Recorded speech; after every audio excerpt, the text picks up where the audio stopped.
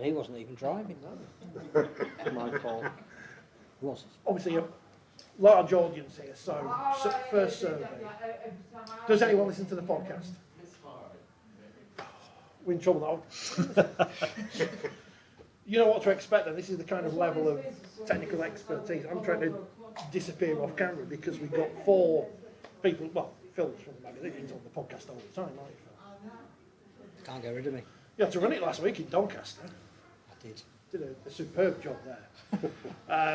But joining us today, he joined us for the first one of these shows in Leeds. He was in York a few weeks ago as well. Peter Smith of the Yorkshire Evening Post. And then 2 men who have crossed the divide in Hull with varying levels of controversy. Obviously, when Craig Murdock made the move, it was all over the front page of the Hull Daily Mail, back page, everywhere. That was just the whole fan celebrating. Yeah. Scorer of Rugby Union's greatest ever try, who we see. You must get sick of being asked about that. It's like Paul Anderson being asked about that goal kick. It's quite bizarre. I think I'm the only rugby league player in history that's greatest moment is playing rugby union. So yeah, but I can. It's better to be famous for something, I suppose, Rich, than nothing at all. So yeah, we'll go with that. And Paul Cooke, of course, famously. How are you, Paul? Yeah, really well. I think very much the same as Phil, just chatting then. Very much having withdrawal symptoms from what was a wonderful World Cup, Rugby League World Cup, in all formats, and yeah, looking forward to the start of the new Super League season and maybe continuing to grow the international game at the same time. As a broadcasting geek, I was very happy to see people whose names I knew on the end of the big long list of credits at the end of the World Cup, and yet you both were on there. I mean, what experience was that like working behind the microphone at the World Cup? Yeah, wonderful. I managed to see Lebanon against Ireland in Leigh, and then the Irish faced New Zealand at Headingley. So, but not just that. On top of that, to be a small part of it, along with Craig and everybody else that worked so hard to promote the game on varying different levels of media outlets, whether that was the TV or whether it was the radio. I just thought, just privileged to be a part of and play a small part. Craig, your World Cup, how would you have summed it up, your own personal tournament? Yeah, really enjoyed it. Obviously, really pleased to be invited to do a game on TV at short notice, and then the reality of realising it was Fiji v Italy, which was a bit of a worry and a bit of a shock to the system. Did you get a phonetic name from them? Credit to our friend Matt Wilson, who absolutely, the best in the business, absolutely helped me out with some of the pronunciations. But as you would, this is a story, and this can only happen in rugby league. So again, I'll probably say it many times. I think we're amazingly self-critical of our sport in rugby league, and what we don't do is we don't pat ourselves on the back enough for when we do things right. And I think we did this rugby league. Again, how innovative we are as sport. We were the first with the video ref. I'm sure that this now will become the norm, that all these tournaments happen all at the same time. But going back to my World Cup experience, I think what I'll take back away with me was I did Italy and Fiji, as I said, for the TV. And the one criticism I got was through Kyler Moore's Twitter. Somebody had said, really good, but you did ever so well because your co-commentator kept calling you Kyle all game. So the only name I got wrong was Kyler Moore. So there we go. Surely that's the accent. And I blame the accent. So I'm sure I said Kyle. I'm sure I said Kyle. But yeah, if that was the worst thing that went wrong in that game, I could live with that. The first thing I said to Mark when I saw him at the St James's Park in the press room before the England-Samoa opener was, I looked at the fixtures, Mark, and I saw Monday night in Doncaster, Greece versus France. That's nailed on for you doing that one. Yeah. And what a wonderful moment, the Greece try, the first one in the World Cup, and the backstory of Greece That's is obviously a phenomenal story, isn't it? Where it was illegal to play, and I think there was a story where they told the police there was playing a game and advertised that they was going to play a game in one city. Yep. And they juked the police because they went to shut it down, and there was this completely different city that was playing. Playing games at midnight. At midnight, yeah, and it's a fantastic story. And now, this weekend is the second weekend of the Greek domestic season, both men and women. And that's built on the back of, now it's an acknowledged sport. Yeah. The women have played in the Euro B there on the road to qualifying for the 2025 World Cup. The men have got a great story, haven't they? And they were the team that bought 8 domestic players, played them all throughout the World Cup, 4 of them on the pitch at one time against England. And those guys have gone back not just to be players, but player coaches, take the knowledge that they've learned. So yeah, I think you're right. We've said it before. This is sort of our wind-up of the World Cup. But the first half of the men's tournament was purely storytelling. And a bit like the Football World Cup at the moment, there's a lot of that going on as well. And we shouldn't be too self-critical of that. We should just enjoy telling the story. I'm just hoping no one wants any books about the Second World War or something. Because there's not much room behind us, but just in case. Now, Peter, you've been with us twice, in Leeds before the tournament started, in York midway through. Fair to say, fairly relentlessly positive. You're more realistic. Sum up the World Cup. Because in York, you weren't buying into this whole, it's the best thing that's ever been. But where are you now on World Cup 2021? I think as a whole the tournament was a success, but I think it could have been better. As I said in York, I think some of the venues weren't right, they were too big. The crowds, problem wasn't the crowds, it was the number of empty seats in venues. I think I probably mentioned York, Tonga versus Cook Islands. I went to 8,000 there, which is, I think it's a good attendance for Tonga against Cook Islands. In a place like Middlesbrough, which has no rugby league tradition, I think it was the first rugby league game played in Middlesbrough. You play that in a venue the size of, say, Craven Park or Halifax or somewhere like that, it'd be great. But in a 33,000 capacity venue, too many empty seats. It didn't really create an atmosphere. I think there was a little bit too much of that in the opening stages of the tournament. I'm not too concerned about the one-sided scorelines. I think you get those. The compensation was seeing the likes of Jamaica and Greece playing in the tournament. I thought it really picked up from probably the quarterfinals onwards. We had 2 fantastic semi-finals in the men's tournament. I thought the final was a decent final without, obviously, it was never really, there wasn't going to be a shot, was there? But Samoa were relatively competitive, and it was a good attendance, a good occasion. I thought the women's tournament was terrific. Again, some cracking games in that. I think my favourite game from the tournament was Australia women against New Zealand women. I thought that was just a superb game. The wheelchair tournament was fantastic. From start to finish, I was lucky enough to be at the final, and that's something I'll remember for a very, very long time, for a number of reasons. So overall, yeah, I think it was a good tournament. I thought the 2013 tournament in this country was better, but I think overall you certainly class it as a success. So I think the important thing is what we do now, make sure we build on it. From the things that really worked, like the women's game and the wheelchair, and make sure that we build on the success of the last few weeks. You know, every game was televised.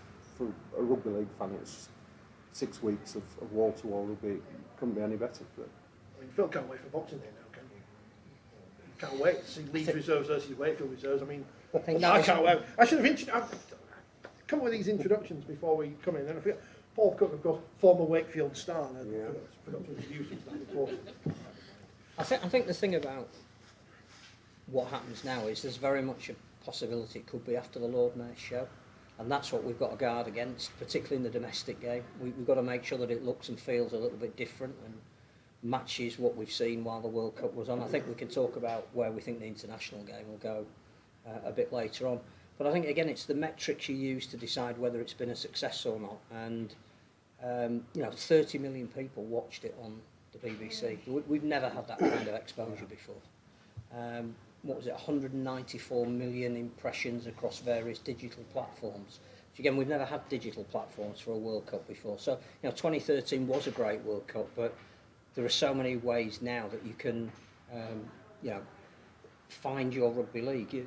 The Rock preaching the word of Samoa in the lead up to the final. Did he have something like 350 million people on his Instagram feed? I'm pretty sure that he knew very little about rugby league until he was told Samoa were playing, but he was incredibly earnest about what he was asking them to do. And of his 350 million that he was preaching to, they will have now known what rugby league is. And I think when you add those sort of figures into, was it 500,000 people actually attended games, that it actually was a success. I think the one thing you have no control over is what's on the field, and we were pretty lucky. We were just talking earlier that the men's competition was in two halves. The first half, the ability to tell the story of, I thought Lebanon was a great story. You know, Michael Checker, arguably the most charismatic coach we had in the whole competition. Greece, as we've mentioned. Jamaica, the ability to interview some young lads who'd come over from Jamaica to talk about what they were going to do going back. We've never had that opportunity before. That's fantastic. Women's competition, I think, the big standout game for me, with the greatest respect to Australia, New Zealand and York, was the best quality of it. It was Brazil-Canada. Partly because of the extraordinary way the game finished, but also because Brazil reminded us why we fell in love with the game in the first place. They were so refreshing. And the wheelchair, the way that finished, couldn't have been better for the tournament as a whole. But again, talking to people like the USA and what they're now hoping to do on the back of having played in a World Cup, I think that there are endless possibilities. What we need to get away from is thinking, it's Lee against Wakefield 3 times next year. We've got to change that. But I think, sorry, just to put in there as well, I think for me, a big thing about this World Cup, and I've gone on about this for years and years and years for people who listen to me around here, we've gone away from what we were as an entertainment. Rugby league for me had just become something that we did because we were passionate about it and we'd always done it. Was it fun to watch? No. Was it sometimes boring? Yeah. Was there any excitement? No. And then you look at this, not only the men's World Cup, but for me the big legacy of this World Cup will be the wheelchair rugby. We've already seen it, and I've been shouting about it, how good it was, and people are like, yeah. People are now, there's clubs jumping up all over the place wanting to play wheelchair rugby. That's amazing, absolutely amazing. And for me, that will be, this World Cup will be the birth of a boom sport in wheelchair rugby league. We were saying this in the way, we've got to take advantage as a sport of that while the iron is hot. In so much as that, if you look at previous Olympics where Great Britain's won the gold medal in curling or whatever, and everyone goes, I want to go and play curling. Well, you can't do that because an ice rink and some stones and stuff. But a lot of clubs now have these wheelchairs available to them. Hull have a club, Leeds obviously is the former champions, Halifax the champions, Wiggins. They all have these chairs available for people, and they're all trying out sessions. And it was great to see Phil Roberts, who was on the show when we were in Ashton back seemingly months ago now. He tweeted a picture yesterday of loads of people in Wigan just trying it out.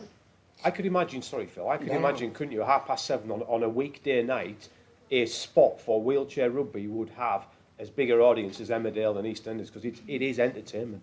Absolutely fantastic. And people, I obviously living in Hull and working in Hull, 99% of people are aware of rugby league, but not everybody watches it. People I work with, none of them are rugby league fans, were absolutely spellbound by wheelchair rugby league, and that's fantastic. I think figures tell you part of the story. 1.3 million watched the final. There you go.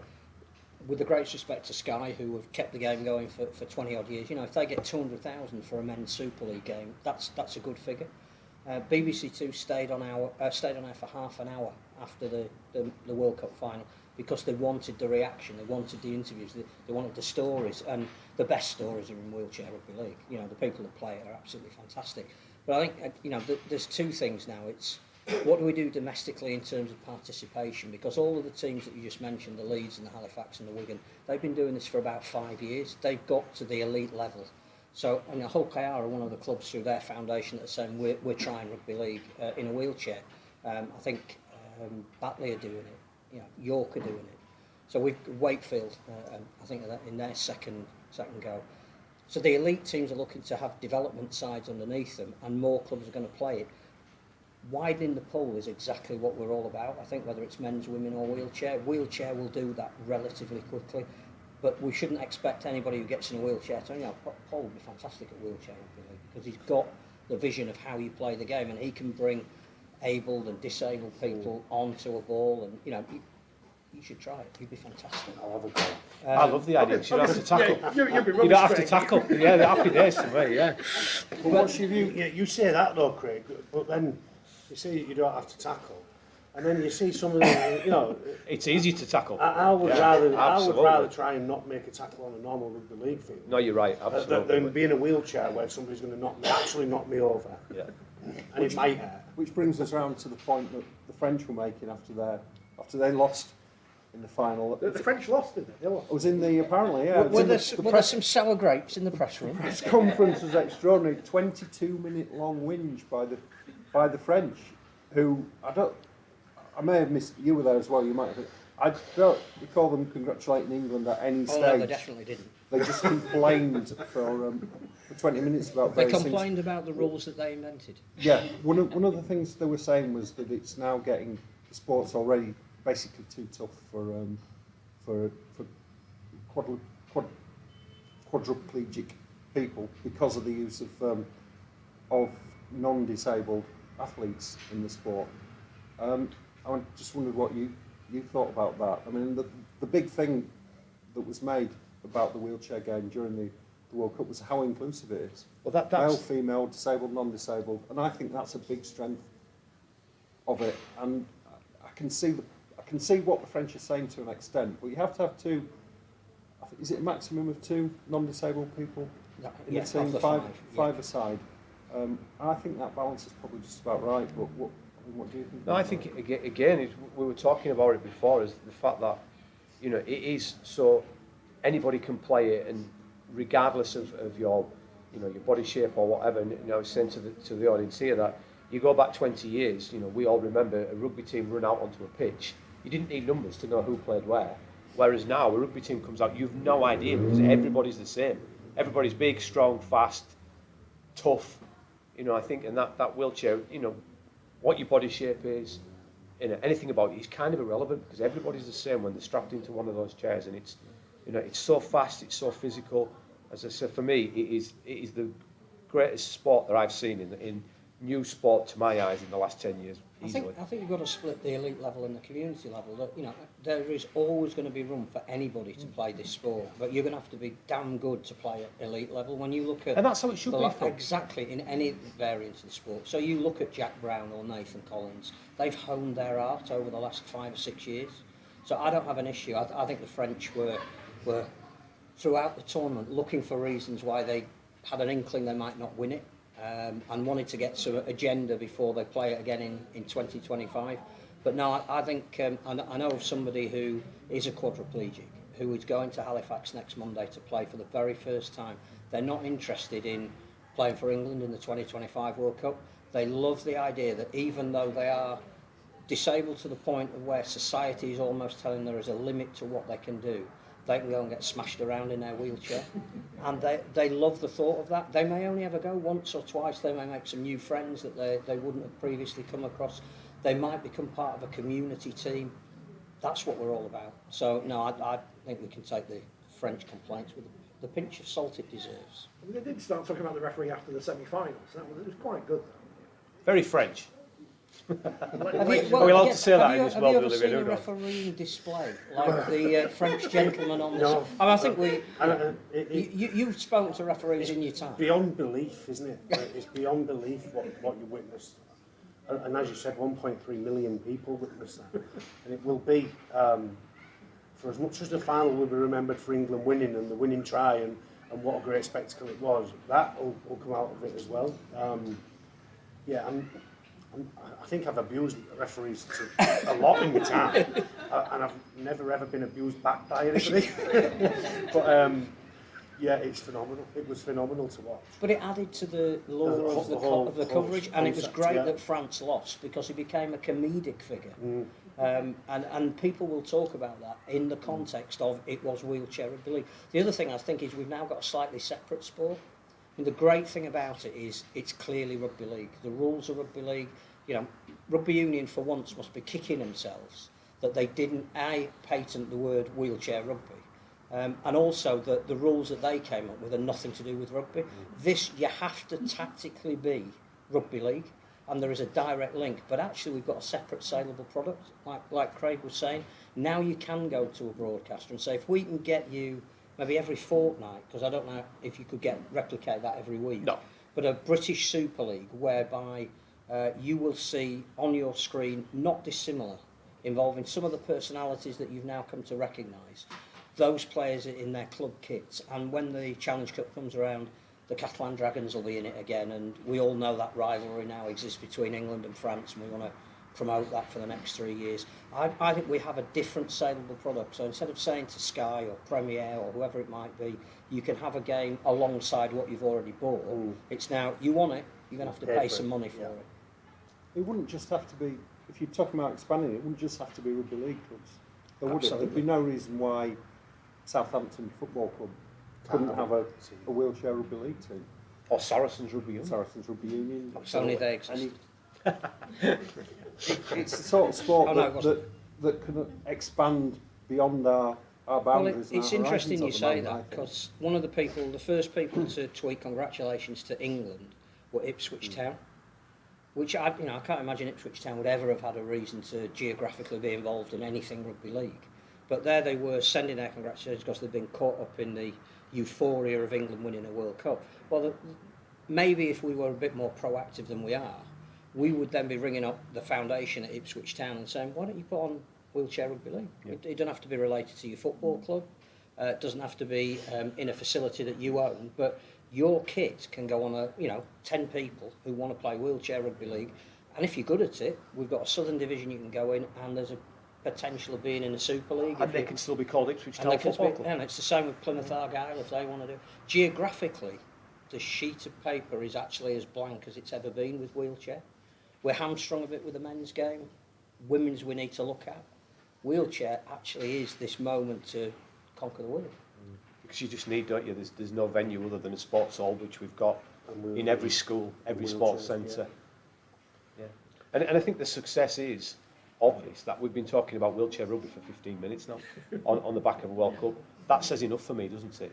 Ticking a box, amazing job done by the wheelchair people. And the Australians aren't good at it yet. this is because they. That's enough. That'll do for me. That'll do for me. I want to see New Zealand and Samoans, because I want to see a hacker. I want to see a hacker in the wheelchair. I want to see this statue, because that was one of the great things about the World Cup, that, as Phil mentioned, lots of digital impressions and whatever that means, of the Samoa-Tonga clash, pre-match clash. They may have never seen any of the match, but they saw the Civitown versus the Civitown, and what an epic moment that was. But I think what it did, going back to the main rugby league or the whole competition, for me, I think it did prove that there's life outside of the NRL. And it was great that, those players did choose the indigenous country that they were from. The Samoans and the Tongans that could have played for Australia, could have played for New Zealand, chose those lands. And, I think that's massive for those people coming through further on down the line to say, look, play for your country of birth. Well, off the back of that now, the legacy is of all of that the NRL are going to probably change the rules of state of origin, because they want the best players to play in the state of origin. So, you can't have players that have chosen to play for Samoa playing now for New South Wales or Queensland. You can while they're a tier 2 while they're a tier 2 nation. Yeah, so the thing to do is not accelerate Samoa and Tonga to be tier 1 nations. But that's then the NRL looking after the NRL, isn't it? Well, to not accelerate them to a tier 1 nation. Again, Samoa have just made a World Cup final. Absolutely. Should they not be classed as a tier 1 nation? No, because tier 1 you've got to have a certain level of domestic competition. You've got to have a certain level of finance and governance, and they haven't got it. And this is something Matt Parrish was talking about in the press conference after the final. Don't make us a tier 1 nation. Let our guys play Origin, because we've reached a World Cup final because they know how to play Origin type football. Exactly. But let them play for Samoa when the internationals come around. I think the other great thing to come out of this tournament is it's been player led. And I think you two guys will know far better than we will, who just get the joy of watching the likes of you players, that once players have a voice, it changes the sport a little bit. And every interview we did with someone who was supposedly a heritage player, starting with Luke Keary for Ireland, I think, made such a case as to why it was so important for them to be pulling on that particular shirt, and they want more of it. You know, even Paolo, in the desolation of not winning a World Cup final, was saying, you know, when can we do this again? When can we block out some fixtures so that our guys can play for Samoa again? But for me as well, you know, in any sport, the pinnacle of any sport is playing for your country. Yeah. And rugby league again have gone away from that. Yeah. You know, from every kid who I've ever known playing rugby or any sport, you know, their dream, to score a goal in a cup final or to score a try. You know, but it's to play for your country, you know. And if you're lucky enough, you know, I never did it as a professional, but did it 12, 14 times, I think, as a junior international. Even now, it's given me goose pimples at the thought of standing there with your international top on, listening to that national anthem, and still to this day, the 12 most proudest, apart from a kid's being born, I think that's a good thing, I'm not sure sometimes, but the proudest moment of my life was playing for my country at under 19 level, listening to those anthems, and we've gone away from that, whereas the pinnacle of our game now is New South Wales against Queensland. Well, it's and the pinnacle of the NRL's game. It's a pinnacle of our game, mate. Yeah, it's the pinnacle of our game. I agree with that. But this is where the money involved in it, the sports that Agree tells completely. you. But what we've got to do is we've got to get away from that, and that's why we're going back where the NRL is dictating to the international game what the rules are. It should be the other way around. Well, if anything, that this World Cup has taught you with the player-led voices. With, That's what I think. You know, Junior Paolo playing for Samoa, with Kiri being a part of the Ireland squad. You know, Adam Dewey playing for the Lebanese team, and you know, all of them superstars of our game. Mitchell Moses is going to be the next £1 million player in Australia, who played for Lebanon in the World Cup, and his voice projects so far now that the international game can sort of dictate back to the national sport in Australia. Well, and that's where I think Michael Cheika was so important, Yeah. because clearly as a coach, his reputation globally is bigger than a nation like Lebanon. But he has already said, if they'll have me, he'd like to be around in 2025. Well, you know, theoretically, if Mal Meninga stands down between now and then, he could be a coach of Australia. He's got all the credentials, but he wants... You know, he talked passionately about taking this group of Lebanese players to Beirut this time next year. They don't want to play a game, they just want to invest in their heritage. Now, that kind of thing we haven't had spoken about for as long as I can remember. If he's promoting that message, if players like Moses are saying, this is a guy I want to play for, then there is a chance for International Rugby League to take its proper place at the pinnacle again. We've got to open a window up for that, haven't we? We can't have it like we've had now, where Sean Wade's fighting against our Super League competition to get an international break. You know, you look at rugby union, and for all, you know, the goods and the bads of rugby league and rugby union, but there's this window every year that everybody knows about. You know, and the Aussies and the Kiwis and South Africa are coming over here and they're playing our teams. We've got to make that window available at some point in our season for an international break that grows the international game, because no sport in this world that is successful has a club that's bigger than the country, and unfortunately that's where we've got to in rugby league. We need to be the World Cup. You know, you look at the football now, you know, we're never going to be football, we're never going to be, but that World Cup story that's been told now, and you look at, you know, where teams like Japan and South Korea and Morocco, and, you know, all these are now in the last 16 of the World Cup, and it's just, you know, it means so much for those players to be in. You know, you saw Uruguay getting knocked out, and their players are absolutely fuming with VAR, so let's not go down that route anyway, because we've got enough to sort out without that. But you see what it means to represent your country now. You know, those guys are on 100 grand a week, but yeah, they're absolutely fuming that they've not got a decision, because Uruguay, you know, Suarez, who's probably a billionaire, sat crying because his World Cup is over, playing for his country. That has got to be the pinnacle. Was funny, I thought so too. I'll say well, that. I'm just very base at times. I was going to ask you about player power, but I'll ask you something different instead first. And we've spoken to Paul Rowley a couple of weeks ago in Salford, in Stockport rather, and he mentioned it. Ian Watson said it on the telly. Talk about Origin then. Yorkshire, Lancashire. Is that what we bring back, or do we bring back do we have some meaningful internationals mid-season? How would you play? Well, the international that we've got with the All-Stars in England now is a competition in itself, and one which the All-Stars have won. You know, a couple of years ago, I was lucky enough to commentate on that game, and I agree with Craig. There's got to be something in the calendar which means that playing for your country is available, and it again grows the game. So I'm not sure how much you block out, or or whether we reduce the games in Super League so that we can have that international break, or whatever it may be. But for me, to build on that legacy is really important. I think there's two points there. I think Paul's absolutely right, where again we are dictated to by Super League chairmen who say that we need to have this many games. Now, unfortunately, or fortunately, whichever way you look at it, I think we're in a position now where, something we've not talked about, Channel 4 is involvement. Now, for me, Channel 4 was one of the biggest, we've sort of just forgotten about last season, gone on to the World Cup and talking about next season. I thought Channel 4's promotion of the game, the time of the game, the whole presentation of it was far superior to Sky for me. And as a viewer, much preferred what Channel 4 were giving me to what Sky was giving me. So we've got to grow that, and we've got to grow the revenue, because I absolutely understand from where the chairman's point of view are coming from. We want to have a full-time game, we want to pay our guys big money. To do that, we need revenue. If we're not going to get the revenue from our external sponsors, we have to get that from revenue through the people coming, these good people paying. We're lucky, we don't pay for a game, do we? So we're really, really lucky. But the clubs need that money to be able to invest in their teams. But we need less games so that the quality becomes more. So how do we do that? That's the tricky one. Now, going back to your first point about Yorkshire, Lancashire, I think we've given up on that process far too easy for my, I'm Cumbrian, born and bred. Yorkshire versus Cumbria, sorry, yeah. But again, that's a whole different story, Cumbria, isn't it? But we forget that we look at, from anybody who knows rugby league, the World Cup final was absolutely, a great experience. But still, the greatest game, competitiveness of greatest players, is New South Wales versus Queensland. That series is a completely different level to everything we normally see, even at international rugby, I believe. Saying that, Australia and New Zealand was probably the best game of rugby I've ever seen in my lifetime. Like Origin in my lifetime, probably. But generally, that Origin is the biggest level. But we forget that in 1980 it wasn't at that level.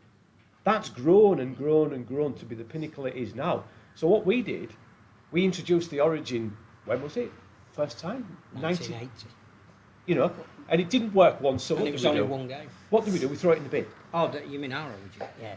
I think there's two things out of that. One is IMG have recognised what you're talking about, and after this season we are losing loot fixtures, we are losing the Magic Weekend. There will be more time to ally the seasons, which I think they can see commercial merit of doing that, which we haven't before.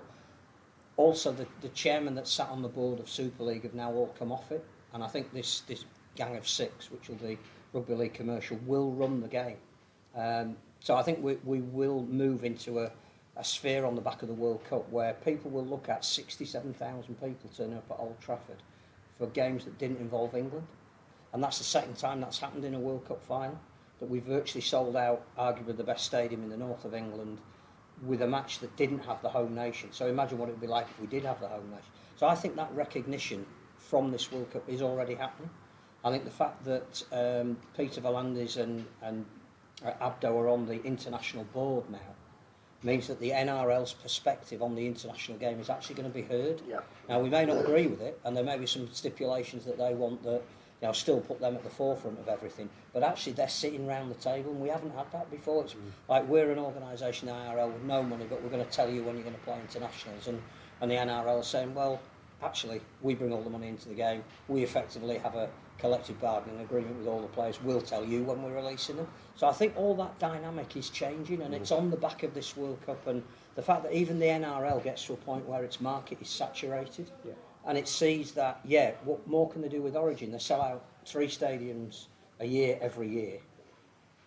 They're looking at maybe taking it to the Far East in the future, bringing it to London in the future, taking it to America in the future. I was just going to say all of that ties in with the international game. If you look at sport and generating revenue, America is always the best at that, isn't it? And look what they do with as daft as it sounds, Super League. They're not bringing the American football. Yeah. They're bringing the NFL to England, aren't they? 3 or 4 times a year, selling out Wembley. But they haven't easily set up a team. No? What they've done is bought They've an brought the product entertainment to us. spectacle. Yeah. And the NRL should and could and may now be predisposed to doing the same. So if you were to, and we've had this debate before, but if you were to say in 5 years' time the middle state of Origin game is going to Wembley, you'd sell it out. You'd sell it out with people who are from the Southern Hemisphere that live in and around London, but I'd book my ticket tomorrow. I'm sure you would. That's what I was just going to say. You'd be on the phone straight away. Wouldn't you? And you wouldn't be trying to give tickets away, would you? You wouldn't be saying, you "Oh, wouldn't 20 need quid, to. you I'm not sure I'd be buying a ticket, but I'd certainly be trying to get a gig together. but there also wouldn't be this. We need to reduce tickets to £10 because it's rugby league. It's a premium seat. It's 80 quid. Take it or leave it. How And it ridiculous would sell out. is the fact that the World Cup finishes and we're saying, come watch England versus France, it's only 15 quid. It's like, no, this is supposed to be the elite level of rugby league now, but we're giving it away at a bargain basement price. I know we know England France might not be competitive now, but the general public at large may not know that, and they might pay 25 quid or 30 quid. I think it's putting a women's game on as well. It's you make it a double header, and then you pay a price that is slightly a premium on a general Super League Should be game. paying less than watching Wakefield versus Leigh. No, I know this is the example now, Wakefield versus, we could say Hull Cow versus Hull FC. But surely that's the pinnacle of the But men's game, isn't it? that's the dilemma for the game, isn't it? Where you've got to look at that Leigh versus Wakefield, Hull versus Rovers. If you look at the league table, they've got to be appealing. Now, obviously, it's a bit unfair because the Hull Rovers, whether they were in any division, it'd be appealing because of just the Well, I'm waiting for the just Hull the netball game. derby when Hull FC set up the netball team. Now Hull Cow You got know, the so- netball derby. But that's for us as a sport. Now, for me, we only do that by, investing in the product, in getting it right. And have we got our structures right? Have we got the coaching set up right? From the players coming through. Well, everything that the company that have come into the game, but just off our low fixtures, say we haven't, Yeah. because they're coming in to make change for what they believe will be better commercially and sponsorship-wise and revenue-wise for the game, off the back of the way we've done it. Well, the game is in no better state, I don't think, or probably even in a worse state than when we went to Super League in 1996. Well, we were attracting the best players then, from both rugby union and from the NRL, and we're not now. But I think the fact that there's talk, and it may well not happen, that Owen Farrell is being courted. We haven't heard a big rugby union name linked with rugby league for a very long time. It may never Well, happen. John Longman coming to Wakefield, Yeah. £1 million. Well, I heard he wanted to play with Paul. That's why he was going. Well, Wally Lewis played there. Did. Ray Price And then played there. got That'll do relegated. for me. But we're talking about things that we haven't, and I think it does come on the back of this whole Hull KR changing their ownership model, and new chairman, new investment. Was actually said in the press release is on the back of what IMG are proposing. That's right. And what they're proposing is a grading system. So it gets to the heart of what you were saying about we need change, how do we make the product look better? Well, the perennial debate is always about should we have promotion relegation? Are we big enough? Does that stymie a coaching structure, a junior development structure, an investment structure? And if it does, because that's what we are, because we're not football, then I think IMG bringing back in franchising by another name is at least addressing that issue. So I think we can be positive on it. Suddenly we're talking about a potential World Club challenge when it wasn't on the table before the World Cup started. It may not happen. Apparently Penrith still want some more financial guarantees, but the fact that Saints are gearing up to go over there and play 2 games On Channel 4. on Channel 4, we haven't had that conversation before. So again, I'm hopeful that this World Cup has made a difference even to the domestic game. Well, I think, us again going back to us as rugby league fans, we all want bigger, we all want better, but we don't want ourselves to change. We are, aren't we? We're all right. It's everybody else that needs to change. And that's really, really difficult if you're little old Featherstone or little old, you've got no chance of being in Super League because. But so I do get it. It's really, really difficult, but. I think that's the first I've heard of it, that you'd said that the Super League chairman was stepping out from the group. That has to be that's the best thing for me that's happened in rugby league in a long, long time, because it's turkeys voting for Christmas, isn't it? Otherwise, there's people making decisions for the good of their club rather than the good of the sport. And until we're governed by a body that is looking at the sport as a whole and looking at what's not best for Huddersfield, Salford, Hull KR, Hull FC, what's best for rugby league?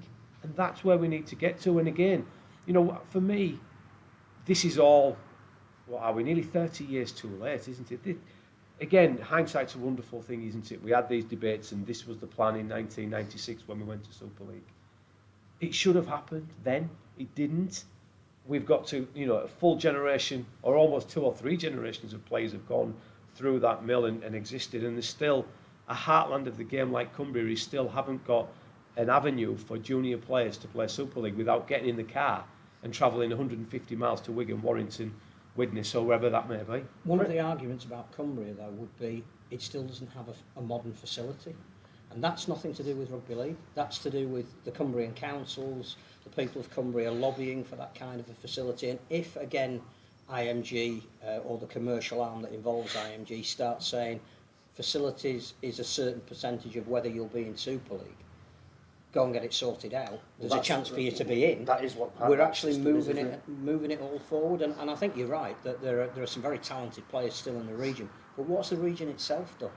Yeah, no, I get that. I'm not. Kyle Amor was on, was it where St Helens. St Helens, saying he's still a massive fan of merger, and even though he's from one of those two teams, and it's the dreaded word. There is a Cumbrian talking about how It's to the only move way. Rugby League It's the only way it will happen. I've been saying that since. But he can now have. That's that why I'm debate. not allowed back in the town. I've been saying it since 1993. But he can have the debate now, as indeed can you, because almost IMG is saying that table is there for you. Well, I'm going to get banned for talking about mergers in a minute, but Pete Smith, Yorkshire Evening Post, what can we do to get more eyes on Rugby League in terms of media coverage? We've had this World Cup. What would you change now to get more eyes on the sport? In terms of, do you mean Anything at all? If you were advising IMG, He'd have kickoffs at 7:30. well, I was going to say On a about Friday. an earlier kickoffs kickoff, at which is good. 7:30? Yeah, but I think you've got to accept that the national media has turned its back on Rugby League or drifted away from Rugby League. I don't think that's going to change. We still need to. I think still need to work with the media though. I think a lot of clubs now think that the best way for them to promote themselves is on their own website, and I don't agree with that. I think there are certain clubs just won't put press releases out or anything. They'll announce something on Twitter and expect the media to pick that up. And I don't think that's the way to go forward. I think the game needs to engage more with the media, but obviously getting Channel 4 involved is a good thing. I think we've had 61 games on the BBC over the last 2 months, which is a good thing. I think that, and I think the World Cup and particularly the wheelchair has probably changed some opinions of Rugby League from people outside what I know you don't like the term, but heartlands of the game. I think it was notable. Traditional areas of the game then. I think it was notable that a lot of I didn't notice the negativity in the media coverage of the World Cup that you normally get when it comes to Rugby League. I don't know if anybody else did, but I can remember in certainly 2000 and in 2013 there were pieces in the national papers, knocking pieces about Rugby League, critical of the sport, and I don't think we've had so much of that this time. But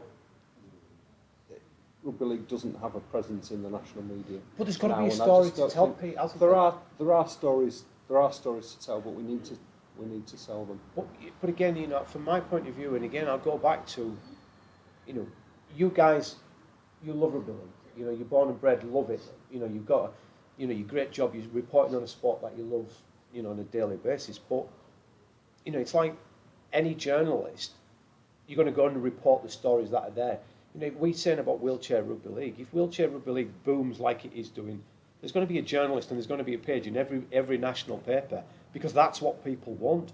Unfortunately, we've been given a product that nobody really wants. I can hold my hand up and say that last year I got rid of my Sky Sports purely because I was watching it, because it was there and I had it, not because I wanted to, because I felt like I had to.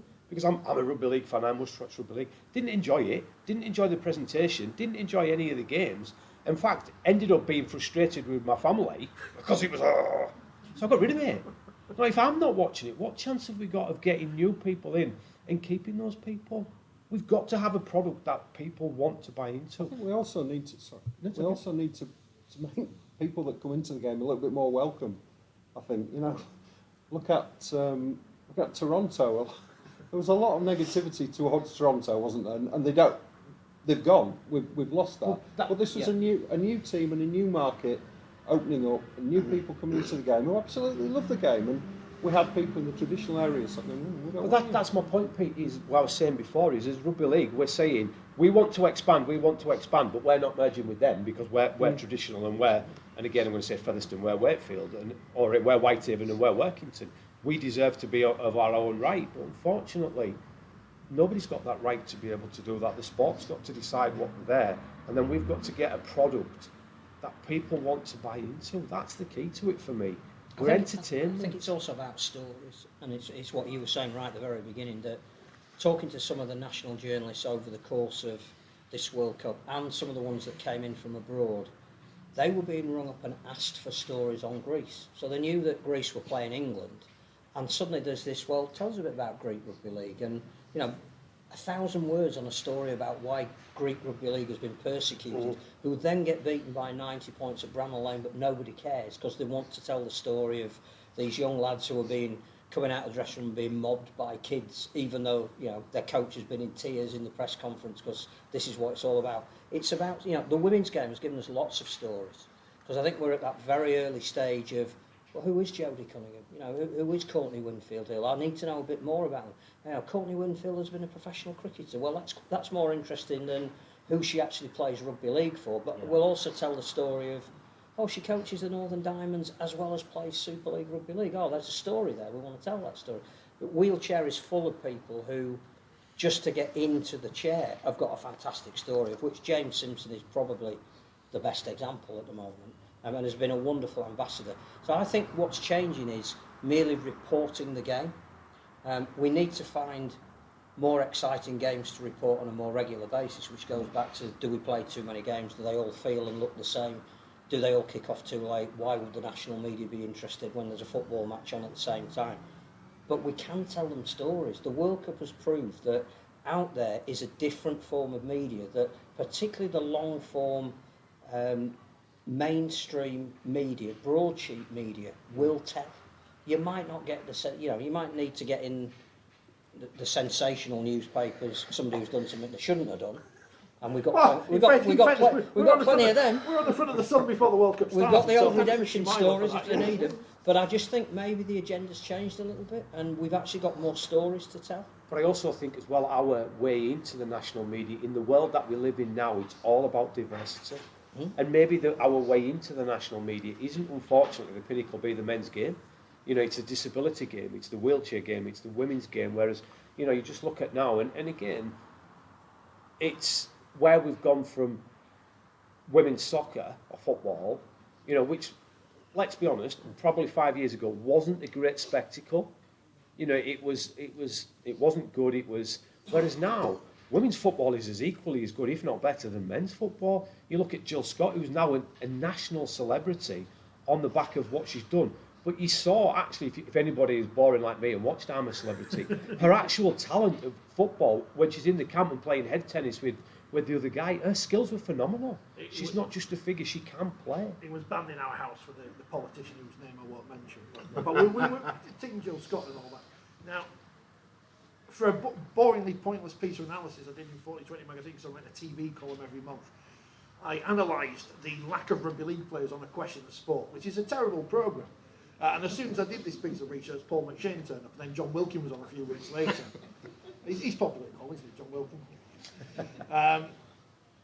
But what I did notice was the amount of women's rugby union players that were on there and whatever. And you mentioned the women's game. We haven't spoken about it yet in great detail. I've long been a proponent, perhaps, that Wakefield, Castle and Featherstone should merge their operations into one, because, as we've seen, Leeds are at the top with Saints and with York now.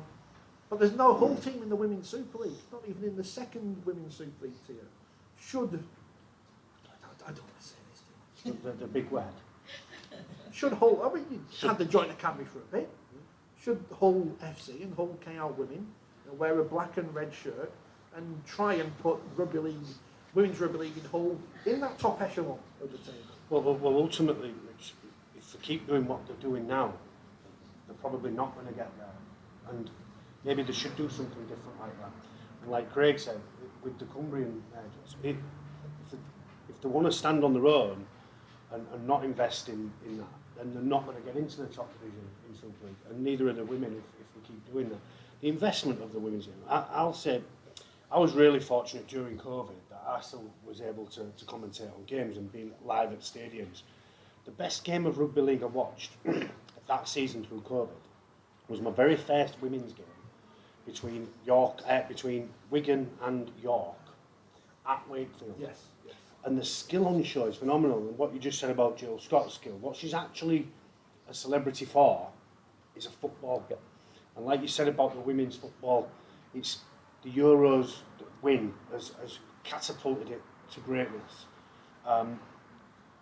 For us with the women's game, we can catapult that to greatness with the stories of Courtney Winfield Hill, of the backstory of it and what she does in her personal life, and not only a skill on show. And watching some of the women's games, rugby league games, are phenomenal. The skill level of some of the players and the way they play the game is refreshing, because, as you said, Craig, you cancelled your Sky Sports subscription because everything looks the same. Yeah. In the women's game, to me, it doesn't. No. It's really refreshing because it takes me back to ultimately when I played. When you played? Yeah, because I love to see players showing skill, and we don't become that, like I spoke to earlier about Wayne Bennett's book. The rugby league player in the future will be 6'2", 96 kilos, be able to 100 metres in just under 11 seconds, and that's what the game's become. The women's game's completely different, So and it's refreshing. We've got to put money into the women's game Yeah. and improve it, but also not to the point that it becomes a replica of where the men's game is. I think the women's game's better to watch than the men's absolutely. game, because, like you both said, they're Purity. playing the game how it should be played. Pure. There's no they've wrestle. they've not been overcoached. There's no wrestle. They just go out and play rugby league, and it's great. We don't want to get too carried away, because realistically, there's only in this country probably three or four good Teams that good can teams. win. You've got Leeds, Yeah. York, and Saints who'll be competitive when they play each other, but that's probably all at the moment. We need to expand that. I think the obviously. interesting and I think thing- the fact Leeds are going to start paying the players is a Well, step forward. I don't think it'll make a lot of difference. No, the big So the- debate after England got knocked out was Craig Richards saying, to compete with Australia and New Zealand, we need to go professional. We certainly need to recompense women for playing the game, but that's the broken time payment from 1895. We're not at just giving them money will improve the standard of the game. We've got to increase participation first, and I'm not sure we're going to do that in huge amounts in traditional areas. I think there'll be a willingness to get more girls involved. It's going to take a time for them to come through. Like the wheelchair, our blank sheet of paper is in areas where women aren't currently playing, so it's like expanding on what London Broncos are doing, what Bedford Tigers are doing, what Cardiff are doing. I think that there is almost a map that is non-geographically specific, and to follow the men's game, because that's what we've always done, would be completely the wrong way to expand on this World Cup. We need, if we're going to do taster sessions, let's have them in areas where we don't currently play, or there's a modicum of interest. And if that is Ipswich Town and ringing them up and saying you want a wheelchair team, by the way, in the summer, you want a women's rugby league team? And if you do, then there's a division you can play in, there's a team up the road in Bedford you can play against, we'll get Jodie Cunningham down, who you may have seen on the Women's World Cup, to come and do a session for you. All of that, I think, is how we now need to be planning. That's where the resource should be put into, not necessarily paying the players. Because I think re-watching a bit of that Australian game, and when we were there at the World Cup final, you were just in awe at some of those skills. You know, what people like Ali Brigginshaw can do under pressure, because she plays in the RLW under that kind of pressure every time she takes the field, was astonishing. Even seeing some of the individual tackles that New Zealand made, even though they lost the game by 50 points, was just ridiculous. It's a level of physicality that we don't have.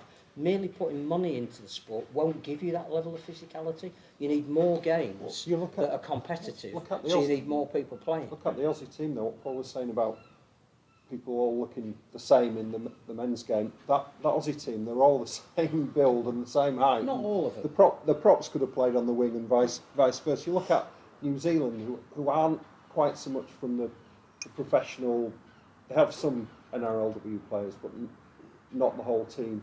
And England don't have any professionals.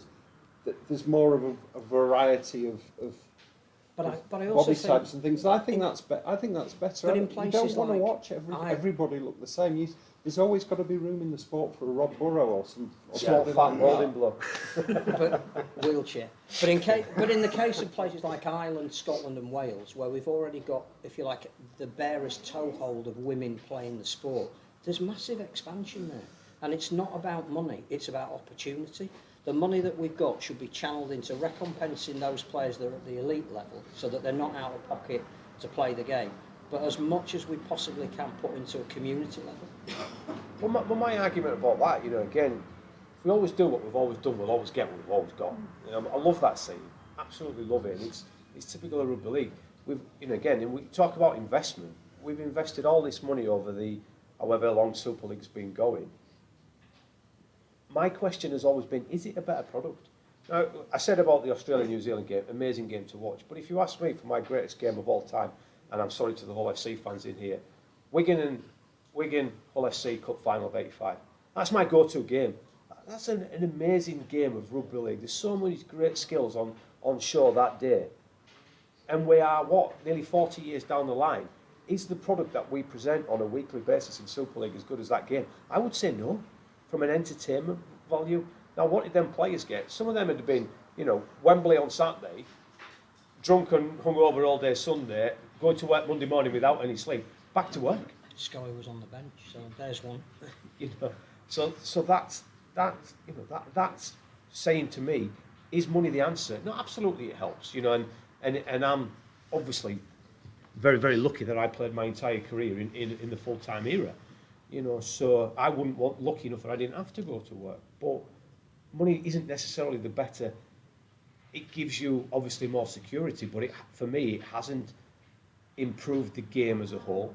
In fact, sometimes I think having that ability that everybody has become the same because we can all go to the gym and we can all do this and we're all so big and we're strong, the number of substitutions that we've had, I think that takes something away from the game, not adds to it. Part of the game, back when Paul and I played, was you were looking for those tired big men in the middle who, that was our role. As you know, when you watch rugby league now, and if you've got any sort of knowledge, you know what's going to happen. For me, it's like watching a play or watching a film where you know the ending. It might change every now and then, but the script's going to be the same, and everybody plays the same moves. Everybody does it. And we went through a while of having scrums where we just had our back rowers out and we just used it as a tackle. They're the greatest times to attack, to do something different. But it can change. Hull KR changed it. Well, Wigan did a little bit as well last year, didn't he? Kicking so through I think, scrums again, on that's first partly tackle. down to if you've got a coach who wants to follow a formula because they don't want to get relegated, it'll be 5 drives and a kick. If you're prepared to have someone who has a philosophy where attack is primary, but your defence has got to be good enough to make up the mistakes. Smith, a great example of that. Then I think even the problem of what you're talking about, which is correct, and we all have fantastic memories of games where skill overrode physicality, is that once you become full-time, physicality is primacy. Yep. But also, I will say, Phil, as well, I did go to many Whitehaven versus Bramley games, which weren't very good either. So well, there is the other side to it. In the middle of winter. Yeah. But there are opportunities for coaches to play a different way, and things do change. They are cyclical. I think it might be worth having a debate with people who know far more than we do about the tactics that Sean Wayne employed for England, and to a lesser extent maybe Craig Richards. Were they too formulaic? Did he pick players who were only going to play a certain way, and was that to their detriment as the tournament went on because they couldn't change anything? Well, but we had this debate, me and Craig, before we started today. What would you have changed if you were Sean Wayne from game 1 of the World Cup, where they win by 50 points plus, to the semi-final where they lose against the same opposition? Surely Sean would go back in his mind and go, if we get it right like we did with that day, but why would he change Mickey McLaurin for Salford's hooker, I forget his name, Andy Ackers, which is an easy change to make if you want an attacking Andy Ackers hooker who's been brilliant all year. But he'd already won by 50 3-4 weeks earlier, so he goes back to type. When you speak about does throwing more money at the game make it better as a spectacle, and coaches who coach the game, I'd say within the 12 Super League coaches we've got, only Tony Smith is different. Yeah, absolutely. Only Tony Smith is different. So all of a sudden, the coach that allows freedom of expression, and well, if you're going to play like that, you make an error, you've got to be able to defend. But that's only 7% of the Super League coaches. Paul Rowley does a little bit, yeah. But then, And Rowan Smith maybe will do it as well. Exactly that. But then you go to a whole different argument where I coached at Lee in 2015, where we got promoted through Hooker being relegated. And then we go into the Super League behind the 8 ball because you're so late getting in. And then there's a middle eights competition the following season. And Lee, under the normal structures today, wouldn't have been relegated because Widnes finished bottom. But they went into a whole different league, what we tried, where all of a sudden then the top teams, because there's no threat of relegation, can cherry pick the players that they want, while the teams in the bottom 4 are worried about their status in the Super League. So then it becomes about money for the players. And we was then relegated the following season through the middle eights. And how can this be right for a player that has signed a 3-year contract at Lee, and then there's 2 rooms in Lee? 1, where you're told you're getting sacked. 2, a player welfare from the RFL to try and help you find another club. And so all of a sudden, does throwing money at it, or does a franchise system then allow coaches to coach players to play what they see? No. It allows them to play more younger But it allows them not to be relegated. Yeah. So what I'm saying is, when I was at Lee, all of a sudden, you try and target the first 11 games to win 7 or 8, so that you're almost in the top 6 before the real teams, St Helens and Leeds, start playing. And you peter out because you're a newly formed team in the Super League with so many new players. But would it be better to have the franchise system where you throw the same amount of money and it may allow more Tony Smiths, Rowan Smiths and Paul Rowleys? But it's bigger than that, Paul, isn't it? I think it's absolutely fundamentally bigger than that, because for me, if I'm Joe Bloggs and I coach Hensingham under 11s and I'm a 32-year-old, 33-year-old bloke, I'm going to coach like what I watch on telly. So I'm going to say, right, you, to my right back rower, you're in that channel and you don't move. To my right centre, you're there, and we play this, and we've got to complete, and we've got to complete, and we've got to kick well. So I think we're coaching the skill out of our next generation of players. It's about, a couple of years ago, I say this, I can't think when it was. So it's not current as in last season. It was 3 or 4 years ago. I watched an academy game where the actual centre from the left side came over round to the right-hand side, and the opposition centre was pointing at the ref and almost saying, he can't go. And he didn't know what to do, because it was like, he's from over there. If he comes over here, he'll blow. Yeah, he shouldn't be here. He can't come over to my side. fair, What am I going to do now? I've got to choose between which one of these two. And again, that's joking and tongue-in-cheek, obviously, but it was that. He was like, what do we do? But a story I'll tell about, Brian Noble was the greatest British coach at the time when he played at Bradford. And we brought over Andrew Johns to Warrington. And he was asked a question, Brian Noble, about his team and his structure of his team. He had Paul and Deacon, and they never swapped sides. They never went the other side of the field. Well, what if you had an Andrew Johns? Well, he can do what he wants. Well, why can he do what he wants and we not expect Deacon to be able to do what he wants? Or for Robbie Paul to be able to do what he wants? Why is our greatest British coach, at the time, Brian Noble was the best British coach, who said, oh, well, if Andrew Johns comes, he can do it. Well, why can't we produce an Andrew Johns? I was lucky enough probably to play in the greatest side of, or one of the greatest sides of our era in the early 90s at Wigan. And I remember one day we were training, and Graham West said something to Sean Edwards, and Sean said, Westy, you pick the team, I'll decide how we play. And Sean's now coach of France, and Graham's driving a taxi. And for me, that's it. You pick the team.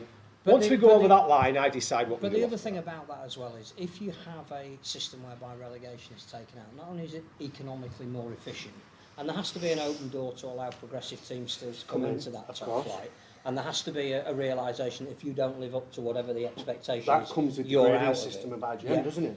What you might get, apart from coaches that feel less pressure to coach teams not to lose, is the opportunity to play more talented young players.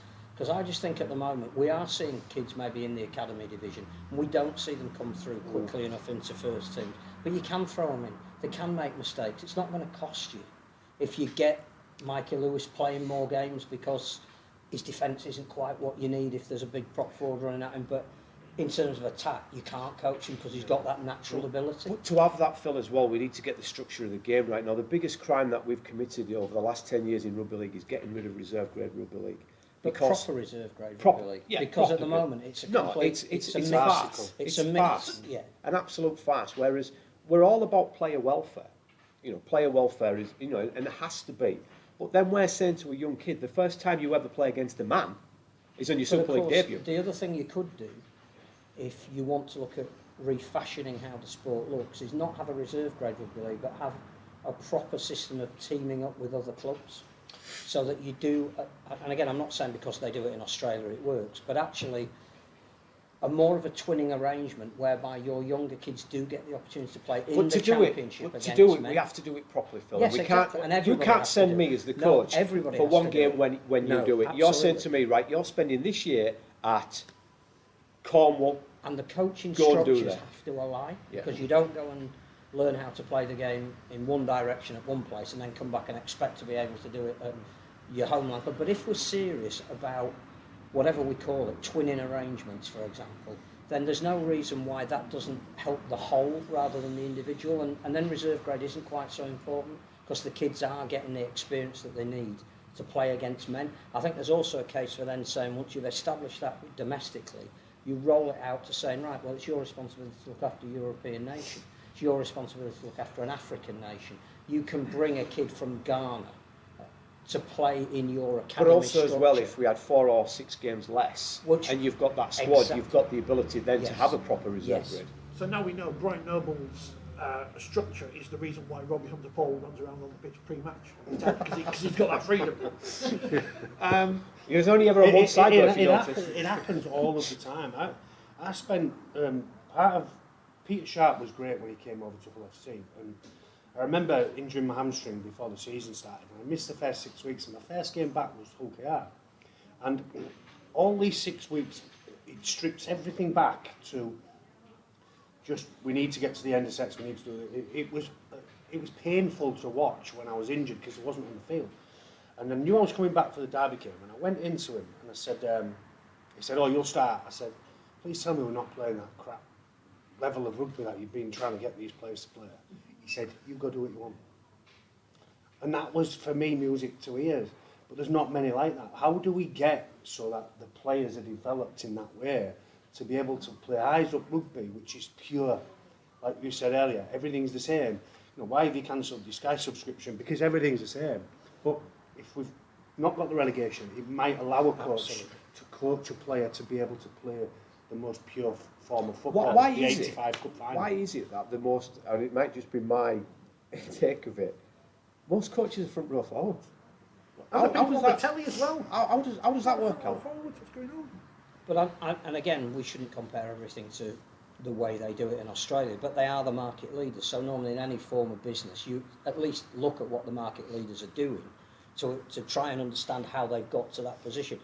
They've never had relegation. You know, there is the possibility that the Australian team that we saw that came over, there are people in that team who were given a chance when they were very young and adapted to it, and the pressure wasn't on them not to play, it was to show what they could do, because if they made a mistake, the worst thing that could happen is they'd lose 2 points. Yeah, and unfortunately, when I was at Leeds, if you made a mistake, the worst thing that could happen was you was in one room to be sacked and your Absolutely. contract on, But also- and the and next room to be that looked is after massive. as player well. That- But in terms also- of player development. Completely. And it affects you as a coach, because ultimately, not every player can play like that. Right. Not every player can play in the most purest form, a Mikey Lewis who But can attack so well. Latrell Mitchell was sensational. He didn't get all applauded because of what Josh Adokar was doing outside of him, but a lot of what Adokar did was having Mitchell into. But Mitchell, as a young kid, was playing as a teenager at first grade level. Stephen Crichton, who was arguably one of the players of the tournament for Samoa. Yeah. You know, I remember him coming over here as an Australian schoolboy, probably what, 4 or 5 years ago we saw him in a game, and we thought, oh, that kid's got talent. He was in the Penrith first team virtually the year after. How many kids have we got playing in our Super League first teams who are teenagers, who are going to be there for the long haul and playing for it, building the next England team around? Well, the majority of them are arguably from one club, and we spoke about this earlier, about you play roster management. When, arguably last year's St Helens team is the greatest win in the 4 grand finals they've had for me, because they plan, and they send their young team over to Australia. It wasn't long ago that Nathan Cleary was over here with Crichton and his Penrith young kids playing against St Helens. And all of a sudden now that, the St Helens players get the experiences of that. Lachlan Cooke leaving, Theo Fives leaving. All of a sudden you've got a Wellesby who comes in and a Dodd, and it's not an accident. But them young players like Wellesby and Dodd have obviously been over to Australia as well to sample what it is like out there when they did go over and play a game. And arguably the benchmark for our team should be that, because they develop players. And Wellesby is a rugby player. He's not a centre or a winger or a fullback. He's a rugby player, and he plays rugby almost its purest form. Yeah, absolutely. But they get it so right, St Helens, with the development of juniors. And then Lachlan Cooke leaves the club, arguably be the best fullback the season before. And it's seamless, and they still win a grand final because they've developed from, not just from that within there, that they've developed and taken them over for different experiences in Australia, or they've played against Nathan Cleary's St Helens Penrith team back in the past. I think there's two things on that. I think, you talk about the Australia, we've got to have a salary cap that's a fair salary cap. Now, we can all agree that it's not enough. But also as well, if there's only half the teams can spend it, what's the point of it anyway? So if you're not going to get a level playing field, there's no point having it in the first place. You might as well just let people spend what they want, for my eyes. And then the second is, when you've got relegation, your budget that you get allocated is always going to be for today. There's no investment in tomorrow. Now, my argument is that, and it always has been, we look at our coaching and we look at our structures, and I'm not looking at any club in particular, but in my eyes, there's no confirmation that my junior coaches, who should be the best coach in your club, by the way, because he's bringing your next generation of players through, is any better than the coaches at any amateur club in the country. Now, for me, there's too many coaches at these clubs who get this job because they get a tracksuit and say, I'm a coach at Castleford Tigers, I'm a coach at Wakefield, I'm a coach at whoever, rather than them being the best person for that role. Now, until we get the best people in our junior development, we are never going to develop the game for our next generation of coming through. But like you said, while we're always worried about where we're going to be next season, every penny that we add is going to be into the top team to make sure that we're going to get that money again the year after. Unwillingly, you've led me where I was going to go anyway. Because I'm going to talk about the goldfish. I'm really good at that. Right, I'm really good at that, Rich. You should know that. It's almost like we used to work together, isn't it? In the good old days. Good old Ken Bates. Thank God the sea exists. Because I know we're running out of time, and we've got to talk about the two Hull clubs. But because you mentioned tracksuits, you must have been gutted that in your time at Leeds you didn't get to wear one with a leopard's backside on. I almost, I think the famous picture of Derek is that I'm going to try and pinch that hoodie he's got, just so I can get it on, get something on that resembles it. It's really interesting when you said about coaches and development of coaches. I went for a job at Hull to coach the young kids. This is an amazing story. This is Absolutely an amazing unbelievable story. So I'm interviewed by a panel of 3 people at Hull, and I wanted to do it because my nephew's now in the first team at Hull. He said he played his first couple of games last year, and I wanted to try and get to be able to develop the next generation. And he was a big part of me wanting to go for this job. So I interviewed for this job, and he rings me up and he says, "We're not going to give you it because you're overqualified." and it's immense, and I just couldn't believe what I was hearing. And I'm saying, so I'm offering you my services, and I'm overqualified, doing it at a level of finance which suits you, and you're telling me you don't want me. So how do we then develop the next generation of players? And I'm not saying the guy who got the job was a bad coach or anything like that, but to ring me up and say I'm overqualified almost tells me how mental our game is, because if we feel like the best man for the job is overqualified, how the hell are we getting this guy on the finances we've got him on? and then you don't take him. And I'm going, okay, fair enough. And I've never been back for a coaching job after it. I just thought, what's the point? You know, What's the point? I work in the real world now. You know, I had obviously 10 really good years in a pretend world of professional sport. And, you know, since then I've worked 20 years in the NHS, which is, I suppose, not really the real world, because that's another bonkers place to work as well. But if you put that scenario into me, I'm a senior manager now, and if one of my teams come and said, look, we've had this guy, he's absolutely amazing, but he's overqualified, I'd shoot that person and throw them out and get him in to do that job, because that is just absolutely ludicrous that somebody of Paul's stature, and you know, just imagine those young kids like that in awe of what he could But also teach the for way that not the way to you would be. have taught the game to be played.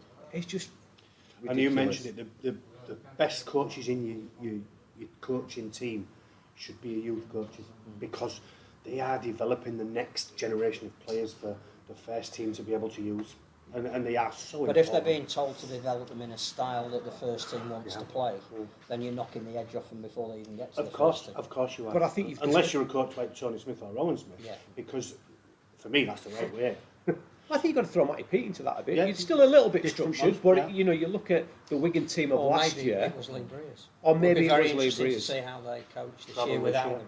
You know, so you know, absolutely. But yeah, Some coaches are prepared to take risks, so even in difficult situations. Just thinking of Willie poaching last season, when we're talking about you have to be prepared to let kids make mistakes, and most coaches in that situation don't, because there's too much jeopardy. But they were near the bottom of the table. I remember Lewis Murphy, who emerged through, as a real talent, the winger out Wakefield. I think it was his debut against Leeds at He was dropped the he ball. wasn't, yeah. high bomb, drops it, Leeds score, they were 30-0 up at half time. But Willie picked him, it might not have been the next week, but Willie put him back in and said to him, well, don't worry about it, you know, it's your debut.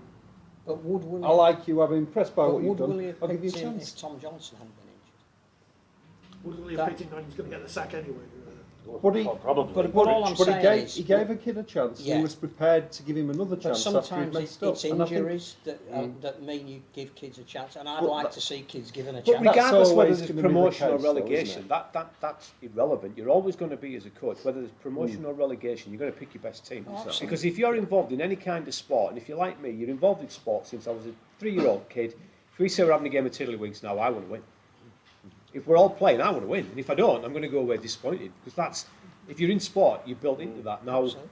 when you played at Hull and okay the era that I did, you get used to losing. And it becomes second nature. But you still want, you know what I mean? It's that competitive nature. So you also know as a junior that you've got to go in and you've got to give it your best shot. And you know that however well you play, you could be man of the match and score 6 tries. And you know, I lived this for 5 years. I knew, however well I played, if Sean was fit the next week, I was out. But you also understand that it can be so frustrating, and it made me come to Hull, the worst thing I ever did. I think everybody knows that as a professional decision. But I knew that it don't matter how well I play, as long as what I needed to get into my head, or what you need to get in as a junior, is that you do enough that when next time he's injured, you're straight back in. They're not looking and say, well, actually, we've given him an opportunity, we've given him another opportunity, and both times he's failed. Maybe he isn't up to this. You've got to go and get that mindset. I know when Tom Johnson's fit, I ain't going to play. But when he's not fit, I'm straight into the team. And that's what you've got to do. And then you become more appealing, not only to the club that you're at, but to other players who can then come in and say, well, actually, this kid can play. You know, he can't play here, and we'll take him there, and he'll become a better player because he's in that environment.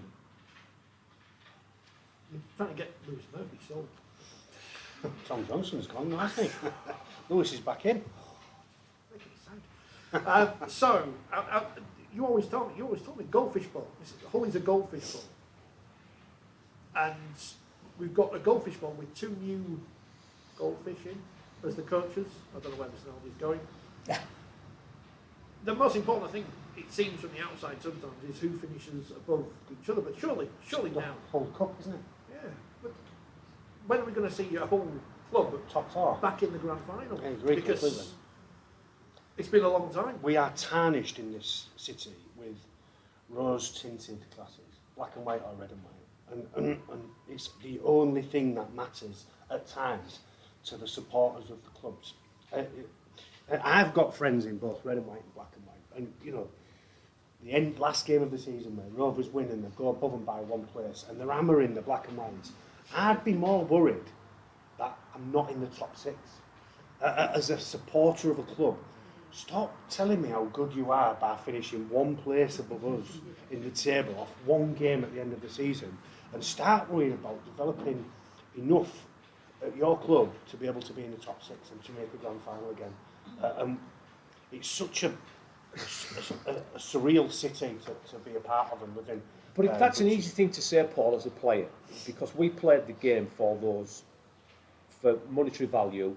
We played because we were good at it and we had a bit of skill and we wanted to win. Now, when you go to a working environment and you're sat next to a Rovers fan all day, it's a unique environment, isn't it, Hull, where the only true city where there's both teams. If you're a fan, you're fanatical. That's what it is, isn't it? You guys, you're here. Shows how balmy you all are anyway on a Saturday afternoon, sat here. But, when you're a fan, certainly in this city, fanatical of their club. Now, you haven't got those grand finals and things to pin on. The next best thing is, as long as we beat them, I don't really care, because then I can go to work and say, we beat you, we're above you, la la la la la, happy days. So I get it. Now, it's the I don't think that's the fans' issue. Absolutely, I think some of the times is we're not doing great, but we're doing better than them, so at least we're not them. Yeah, it's better than them. What we've got to do, it's the club's problem to improve that. The great sets of fans, both, you and I played at both, great fans, and, support, the away following from both teams says it all, doesn't it? The number of Hull KR and LFC fans at away games is fantastic, but they pin their hopes on that because they're not getting to the finals. It's the club's job to get those teams to the final because they are big clubs. Certainly, Hull FC have had the better of it over lately, but, Rovers are historically a great side and they need to be back up at the pinnacle and being involved and winning finals as well. But it's the club's mentality, I think. The fans will get behind it, and if they do it, then they're even going to be even more so, aren't they, of singing and dancing. But I get it. It's interesting now because they're very different models. Hull KR own their own ground. They've got new investment coming in. They've got development potential. Got a very strong foundation. They probably are still maybe signing some players who fill a void rather than perhaps are developing enough of them to have a full team of local players. Hull FC is more, we don't own the ground. We probably have a bigger support base, but there is more pressure on us to win games and finish higher up the league. Be very interested to see which model comes out on top, particularly now with Tony Smith moving from one to the other. Well, particularly now with that, because the Rugby League model has been built at Hull KR for 3 years by Tony, and it's going to be tweaked by Willie Peters. But the model for Hull FC, one of the things I've said about Hull FC this year is it's the more. Me and Mark Wilson sit down every year and he says, I think they'll be great this year. And I say, I'm telling you now, Mark, they're flatter to deceive. He knows they're flatter to deceive. They've got this squad where they spend a full salary cap, but there's just something at that club, a mentality of something where they can't get out into a top 6 or try and make a grand final or a Challenge Cup again. And the two models rugby league-wise, because Tony's left his footprint at Hull KR and going to LFC.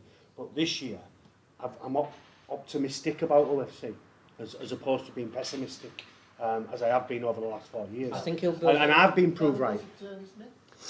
Yes, in my eyes, yes. He has to be let do what he wants to do. Yeah, and this is with Tony, because I speak with Tony regularly, or I speak with him, and we meet for dinner and stuff. He's such a complex and fascinating man, and ultimately, wherever he's been, he's left that place in a better spot than he found it. So the same at Hull KR, he did the same at Warrington, and he did the same at Leeds, even though he went into a great team and at Huddersfield.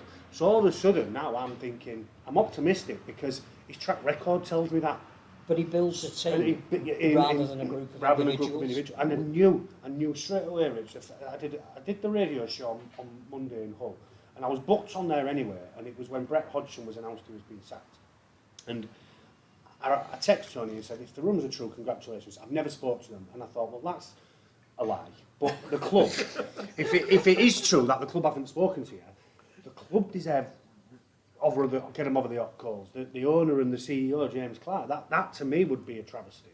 But first thing I knew he'd do is punt Jake Connor. Mm-hmm. And I'm not saying Jake hasn't left of his own accord, but he's not a Jake Connor fan or type of player in his team. So he's made a really good decision where the season before, they announced it on Sky Sports News that he's signing a new contract, and it's an uproar in the city. We've still got the best number one.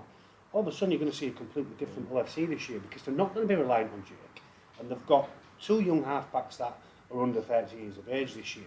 They've brought in Brad Dwyer at 9, and all of a sudden you think, where's this team going to go? And that's the most fascinating element for me, which makes me optimistic this year. I might have a conversation with Matt where he says that they'll be rubbish this year, and I'll say they'll be good, and hopefully I'll be proved right again.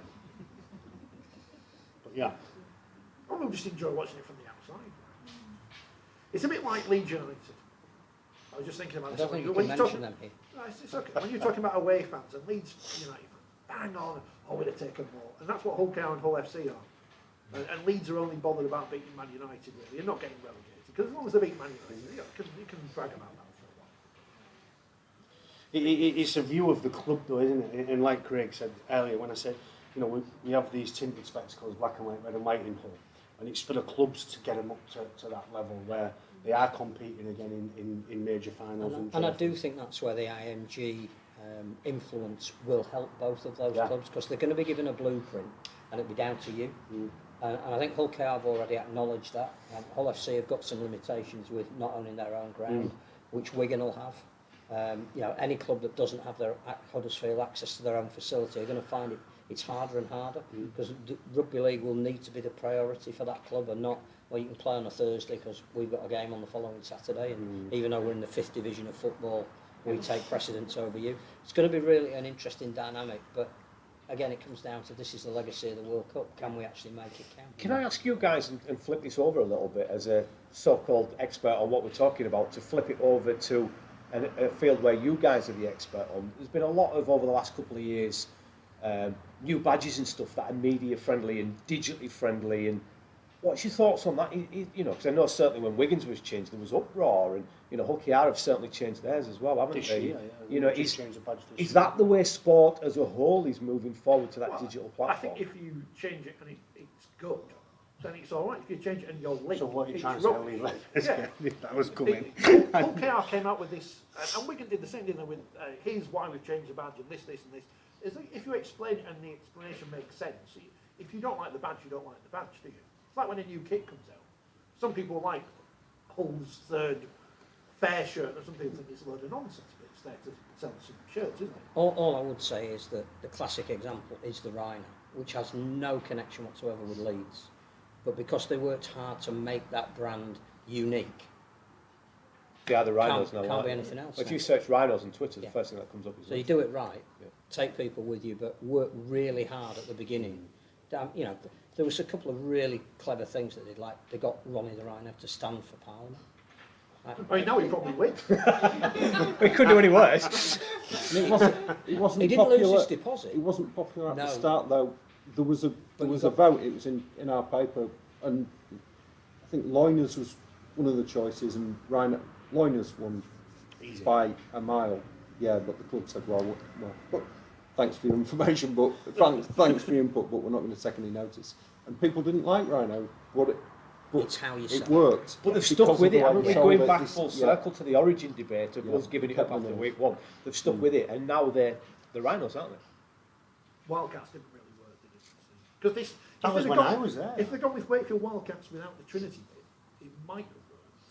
But because they stuck to the past and the future and made this complete mess, which no one knew what the name was. As long as you don't say Hull Sharks. That was great. That was a great club. But that would Well, you know, have, Wigan, when they had that really bad. that would have worked.